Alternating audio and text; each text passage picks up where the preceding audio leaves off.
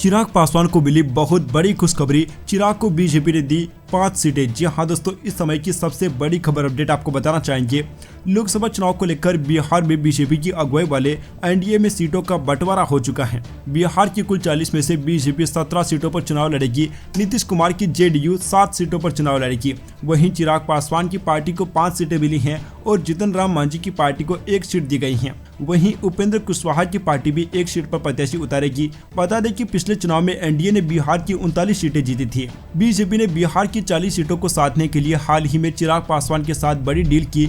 BJP ने चिराग पासवान के नेतृत्व वाली लोक जनशक्ति पार्टी रामविलास को हाजीपुर समेत 5 सीटें देने की बात कही थी। इसके लिए चिराग के चाचा और मौजूदा केंद्रीय मंत्री पशुपति पारस को भी दरकिनार कर दिया था। सीट शेयरिंग के अनाउंसमेंट के दौरान चिराग पासवान के चाचा पशुपति पारस को एक भी सीट नहीं दी गई है। प्रेस कॉन्फ्रेंस में भी उनकी पार्टी का कोई भी नेता नहीं था। चिराग पासवान की लोक जनशक्ति पार्टी को बिहार की वैशाली, हाजीपुर, समस्तीपुर, खगड़िया और जमुई सीट पर मौका दिया गया है, जहां से वो अपने प्रत्याशी मैदान में उतारने वाले हैं। दोस्तों, आपको बताना चाहेंगे कि भाजपा ने उनके चाचा पशुपति पारस को इस बार एक भी सीट नहीं दी है। चिराग पासवान और उनके चाचा पशुपति पारस की आपसी रंजिश बार बार सामने आती रही है। बिहार में बीजेपी अब विधिवत रूप से बड़े भाई की भूमिका में आ जाएगा। इस बार वो जनता दल यूनाइटेड से 1 सीट पर अधिक चुनाव लड़ रही है।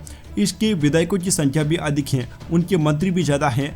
बीजेपी और जेडीयू ने 2019 के चुनाव में बराबर सीटों पर चुनाव लड़ा था। 2014 के इलेक्शन में दोनों पार्टियां आमने सामने थी, तब कोई गठबंधन नहीं था। उसके पहले 2009 के चुनाव में जनता दल यूनाइटेड ने 25 सीटों पर कैंडिडेट उतारे थे, जबकि बीजेपी ने 15 सीटों पर ताल ठोकी थी। Subscribe now and press the bell icon. Never miss an update.